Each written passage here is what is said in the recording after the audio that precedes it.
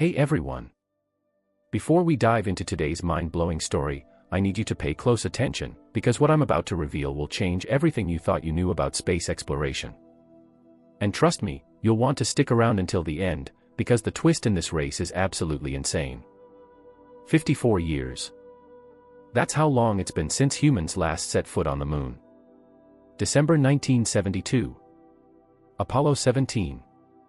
Eugene Cernan and Harrison Schmitt became the last people to walk on the lunar surface. Since then, radio silence. The moon has been waiting, untouched by human hands for over half a century. But here's where things get interesting. In 2026, NASA is finally going back. And I'm not talking about sending another robot or taking pretty pictures from orbit. I'm talking about actual human beings getting closer to the moon than anyone has been in your lifetime. This is Artemis 2, and it's about to make history. But hold on, because this isn't just another space mission. This is the beginning of something much bigger, and what's happening behind the scenes will blow your mind. Stay with me. 4 astronauts. Reed Wiseman, Victor Glover, Christina Koch, and Jeremy Hansen from the Canadian Space Agency. These 4 people are about to embark on a 10-day journey that will take them around the moon and back. But here's what NASA isn't loudly advertising. This mission has been delayed. Multiple times.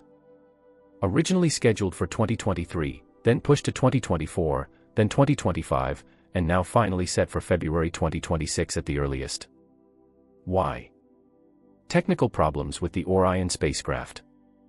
Specifically, issues with the heat shield that protects astronauts during the fiery return through Earth's atmosphere.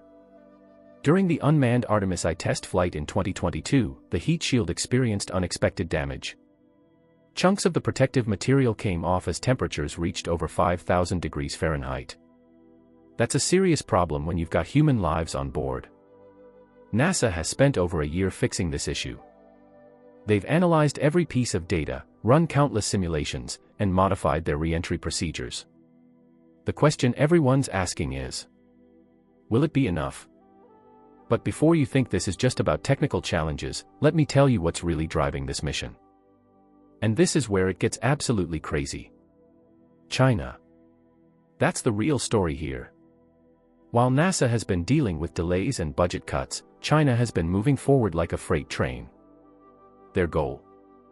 Put Chinese astronauts on the moon before 2030. And unlike NASA, they're not facing constant political battles over funding. Here's what should terrify American space officials. China has already completed critical tests of their lunar lander called Lunar. In August 2025, they successfully tested a full landing and takeoff sequence. They're developing the Long March 10 rocket specifically for moon missions. And their timeline? It's looking a lot more realistic than NASA's. Both countries are targeting the same location. The lunar South Pole. Why? Water ice. Massive amounts of it frozen in permanently shadowed craters. This isn't just about science. Water means survival. Water means rocket fuel. Water means whoever gets there first has a strategic advantage for all future space exploration. Think about it. If you control the water on the moon, you control the gas station for missions to Mars and beyond. This isn't a race for bragging rights. This is a race for the future of human space exploration. But wait, there's more. And this is the part that NASA doesn't want to talk about publicly. The Artemis 3 mission, scheduled for 2027 or 2028, is supposed to actually land astronauts on the moon. NASA selected SpaceX's Starship as the lunar lander. There's just one massive problem. Starship isn't ready. Not even close. SpaceX has been focused on multiple projects, Starlink satellites, missions to Mars, commercial launches. The lunar version of Starship needs to be fundamentally different from the prototypes currently being tested. It needs life support systems, it needs to refuel in orbit multiple times, and it needs to be certified safe for human passengers. Acting NASA Administrator Sean Duffy recently made a shocking announcement. They're reopening the contract. They're inviting other companies like Blue Origin to compete for the lunar lander. Translation: NASA is scared that SpaceX won't deliver in time, and China will beat them to the punch. So why should you care? Why does any of this matter to your daily life? Let me break it down for you in a way that'll make sense. First, national prestige. The Apollo program wasn't just about exploring space. It was about showing the world that America could achieve the impossible. It inspired an entire generation of scientists, engineers, and dreamers. If China lands on the moon first, after America did it 55 years ago, it sends a message. The United States is no longer the leader in space technology. Second, the moon is practice for Mars. Everything NASA learns from Artemis, how to live in deep space, how to use local resources, how to build sustainable habitats, all of this is preparation for the ultimate goal. Sending humans to Mars. Whoever masters the moon first has a head start on Mars. Third, resources and technology. The innovations developed for lunar exploration don't stay in space. They filter down into everyday life. GPS, water purification systems, medical imaging technology, countless inventions we use daily came from the space program. The new technologies being developed for Artemis could revolutionize industries here on Earth. But here's what really keeps space experts up at night. If China establishes the first permanent base on the moon, they get to set the rules. They decide what areas are off-limits. They control access to resources. They establish the legal framework for lunar operations. The Outer Space Treaty of 1967 says no country can claim sovereignty over the moon. But what happens when one country has a permanent presence and another doesn't? Who enforces those rules? This is uncharted territory, literally and legally. Let's talk about what actually happens during Artemis II. February 2026, possibly April at the latest. The Space Launch System rocket, the most powerful rocket NASA has ever built, will lift off from Kennedy Space Center in Florida. The 4-person crew will be sealed inside the Orion spacecraft. They've named it Integrity. For 10 days, they'll venture further from Earth than any human has traveled since 1972. But they won't land on the moon. This is a test flight, a rehearsal for the real thing. Their flight path. A figure-8 trajectory around the moon. This isn't a full orbit. It's designed as a free return trajectory, meaning if something goes wrong, if the engines fail, if systems malfunction, the spacecraft will naturally curve back toward Earth. It's a safety feature built into the mission from day one. During the flight, the crew will test every system on Orion. Life support. Navigation. Communication. They'll conduct science experiments.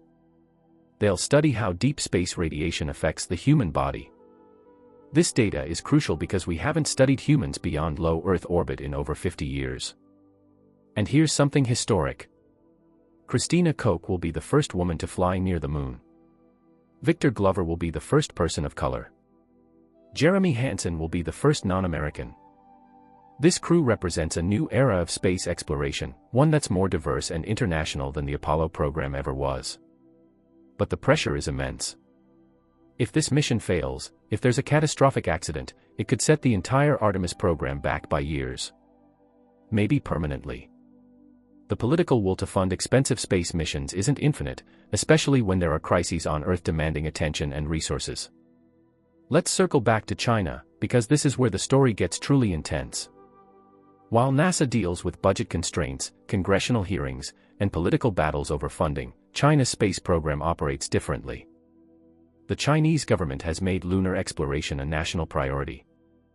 They're not subject to changing administrations every 4 years. They don't need to justify their budget to skeptical politicians. They have a goal, and they're pursuing it with singular focus. Chinese engineers are taking a simpler approach. Instead of the complex architecture NASA is pursuing with multiple orbital refueling operations and untested technologies, China is using proven methods.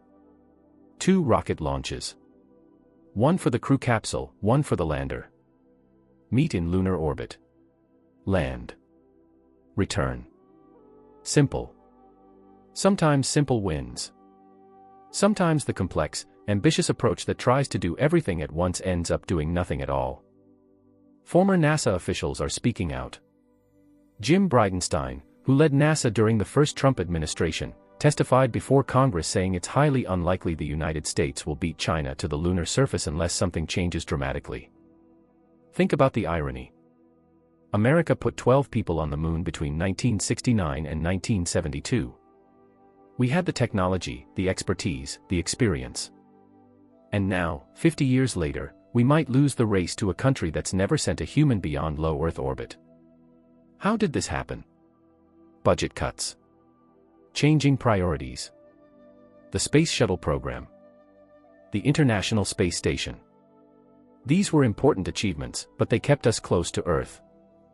We lost the capability to go deep into space, and now we're scrambling to rebuild it.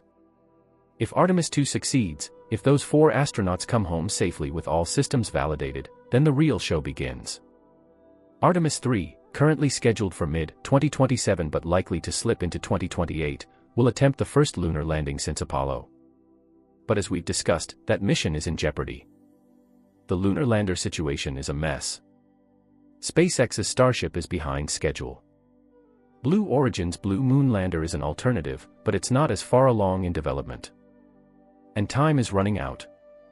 Beyond that, the Lunar Gateway, a space station that will orbit the moon. Artemis 4 in 2028. Artemis V in 2030. Multiple companies building lunar landers. Rovers exploring the surface. Eventually, a permanent base where astronauts can live for months at a time.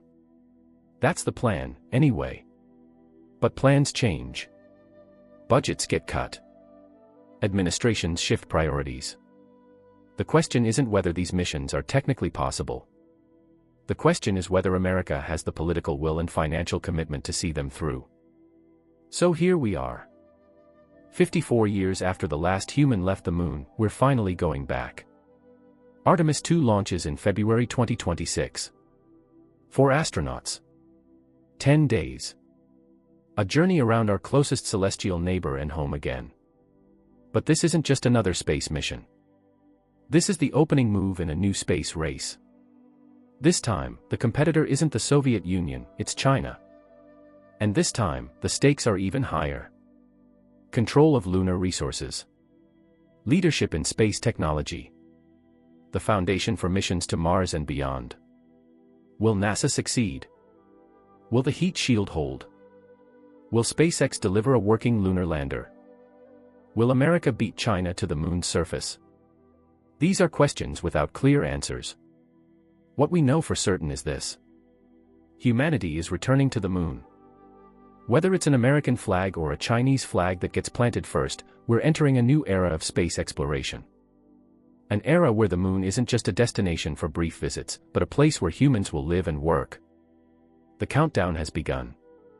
The race is on. And in just a few months, we'll witness something that hasn't happened in over half a century. Humans venturing into deep space, pushing beyond the boundaries of low Earth orbit, reaching for that silver sphere that's fascinated humanity since we first looked up at the night sky. The moon is waiting. The question is, who will get there first? If you found this story fascinating, hit that subscribe button because space exploration is heating up in ways we haven't seen since the 1960s, and I'll be covering every development, every launch, every breakthrough as this race unfolds. Drop a comment and let me know. Are you Team NASA or Team China? Who do you think will land on the moon first? Thanks for watching, and I'll see you in the next one.